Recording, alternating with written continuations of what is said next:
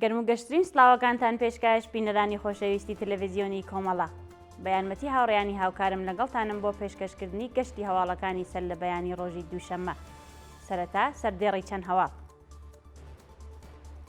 کۆبوونەوەی خانشینکراوانی تامین نیشتماعی لە کوردستان و ئێران، مانگرتنی کرێکارانی شرکەتی فولادی مادکوش لە بەندەر عەباس، کۆبوونەوەی ناڕەزایەتی خانشینکراوانی سەنعەتی فولاد لە ئیسفەهان، کۆبوونەوەی ناڕەزایەتی خوازیارانی مەسکەنی ملی لە شاری یەزد و کۆبوونەوەی ئێرانیانی ئازادی خواست لە شاری گۆتەنبۆرگی سوئێد.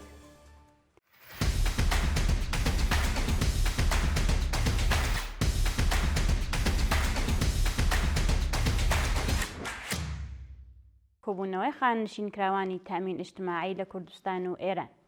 ڕۆژی ڕابردوو خانشینکراوانی تامین نیشتماعی و فەرهەنگیان لە شارەکانی کرماشان، تاران، شوش، ئەهواز و چەند شاری دیکە دژ بە وەدی نەهاتنی داخوازیەکانیان کۆبوونەوە. بەشداربووانی کۆبوونەوەکە بە وتنەوەی دروشم دژ بە گەندەڵی بەرپرسانی ڕژیمی کۆماری ئیسلامی و هەڵکردنی پلاکارد، خوازیاری بەرزکردنەوەی ئاستی حەقدەست بەپێی ڕێژەی هەڵاوسان، دابینکردنی بیمەی دەرمانی کارامە، بایەخدانی بەرپرسانی ڕژیمی کۆماری ئیسلامی بە ژیان و مەعیشەتی خانشینکراوان و هەروەها کۆتایی هاتنی گوشاری ناوەندە ئەمنیەکان لەسەر خانشینکراوانی ناڕازی بوون. مانگرتنی کرێکارانی شرکەتی فولادی مادکوش لە بەندەر عەباس. ڕۆژی یەکشەممە 9 سەرماوەزی 1404 هەتاوی کۆمەڵێک لە کرێکارانی شرکەتی فولادی مادکوش دژ بە کەمبوونی حەقدەستەکانیان دەستیان لە کار کێشا و کۆبوونەوە. بەپێی راپۆرتەکان کرێکارانی ناڕازی لە کۆبوونەوەکەدا ئاماژە بەوە دەکەن کە سەرەڕای چەندین جار کۆبوونەوە ناڕەزایەتی دژ بە لە خوارەوەبوونی ڕێژەی حەقدەست و پێنەدانی حەقدەستە دواخراوەکانیان لەلایەن بەرپرسانی ئەو شێرکەتەوە بایەخ بە داخوازیەکانیان نادرێت و لە دۆخێکی خراپی ئابووریدا دەژین. لە بەردەوامی کۆبوونەوەکەدا ناڕازیان جەختیان لەسەر ئەوە کردەوە کە تا کاتی وەدیهاتنی داخوازیەکانیان بەردەوام ئەبن لە ناڕەزایەتی و کۆبوونەوە. بەردەوامی کۆبوونەوە ناڕەزایەتی کرێکارانی شرکەتی قەندی خاوەنمیانە لە شوش. ڕۆژی ڕابردوو کرێکارانی شرکەتی قەندی خاوەنمیانە لە شاری شوش بۆ دووهەمین ڕۆژی بەردەوام دژ بە وەدی نەهاتنی داخوازیەکانیان دەستیان لە کار کێشا و کۆبوونەوە. بەپێی ئەو وێنانێ بەدەستمان گەیشتوون کرێکارانی ناڕازی خوازیاری بەکردەوە دەرهاتنی گەڵاڵی ڕێزبەندی پیشەکان، بەرزکردنەوەی ئاستی حەقدەست بەپێی ڕێژەی هەڵاوسان، دابینکردنی بیمەی دەرمانی کارامە، ئیمنی شوێنی کار و ئیمکاناتی ڕفاهی، وەرگرتنی هێزی کاری نوێ، تەزمینی ئەمنیەتی پیشەیی و هەروەها بایەخدانی ڕژیمی کۆماری ئیسلامی بە ژیان و مەعیشەتی کرێکاران بوون. کۆبوونەوەی ناڕەزایەتی خانشینکراوانی سەنعەتی فولاد لە ئیسفەهان. ڕۆژی یەکشەممە 9 سەرماوەزی 1404 هەتاوی کۆمەڵێک لە خانشینکراوانی سەنعەتی فولادی ئیسفەهان دژ بە خراپی دۆخی ژیان و مەعیشەتیان لە بەردەم ئوستانداری ئەو پارێزگایە کۆبوونەوە. بەشداربووانی کۆبوونەوەکە بە وتنەوەی دروشم دژ بە سیستەمی گەندەڵی ڕژیمی کۆماری ئیسلامی و بەرپایی ڕیپێوانێک خوازیاری هاوسانسازی حەقدەستەکانیان، بەرزکردنەوەی ئاستی حەقدەست بەپێی ڕێژەی هەڵاوسان، دابینکردنی بیمەی دەرمانی کارامە، سەربەخۆیی سندوقی خانەنشینی خانشینکراوانی سەنعەتی فولاد و هەروەها ئازادی دەستبەجێ خانشینکراوانی دەست بەسەرکراو بوون. ناڕەزایەتی ماڵدزراوانی پرۆژەی کینگمانی لە شاری تاران. ڕۆژی ڕابردوو کۆمەڵێک لە ماڵدزراوانی پرۆژەی کینگمانی لە شاری تاران دژ بە بایەخنەدانی بەرپرسانی ڕژیم بەداخوازیەکانیان کۆبوونەوە.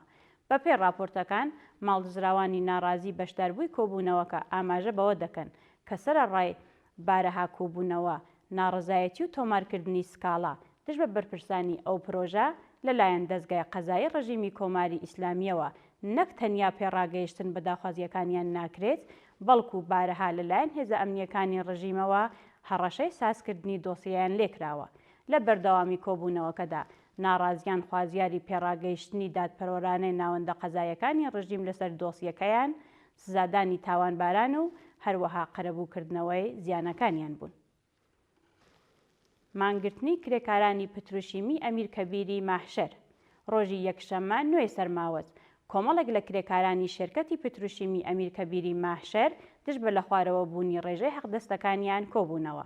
کرێکارانی بەشداربووی کۆبوونەوەکە بە وتنەوەی دروشم دژ بە وەدی نەهاتنی بەڵێنەکانی بەرپرسان و هەڵکردنی پلاکارد، خوازیاری گۆڕانی گرێبەستەکانیان، بەرزکردنەوەی ئاستی حەقدەست بە پێی ڕێژەی هەڵاوسان، بەکردەوە دەرهاتنی یاسای 15 ڕۆژکار و 15 ڕۆژ پشودان، وەرگرتنی هێزی کاری نوێ، دابینکردنی ئیمنی شوێنی کار و ئیمکاناتی ڕفاهی و هەروەها تەزمینی ئەمنیەتی پیشەیی بوون.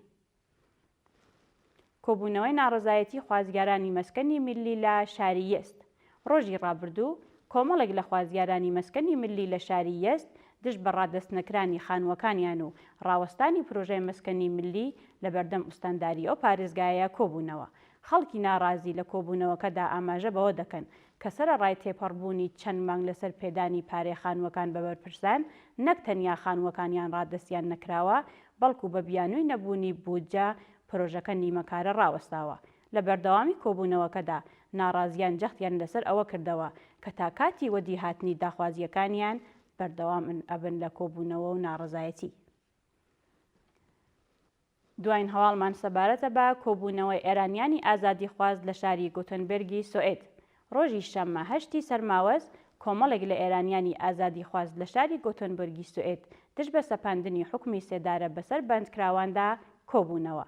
بەپێی ئەو وێنانێ بەدەستمان گەیشتوون بەشداربووانی کۆبوونەوەکە بە وتنەوەی دروشم دژ بە دەسەڵاتی ستەمکار و جەنایەتکاری ڕژیمی کۆماری ئیسلامی و هەڵکردنی پلاکارتی نابۆ سێدارە، خوازیاری هەڵوەشاندنەوەی حکمی سێدارەی هەموو بەندکراوان، ئازادی دەستبەجێ هەموو بەندکراوانی سیاسی و عەقیدەتی و هەروەها کۆتایی هاتنی کوشاری هێزە ئەمنیەکانی ڕژیم بۆ سەر ناڕازیان بوون.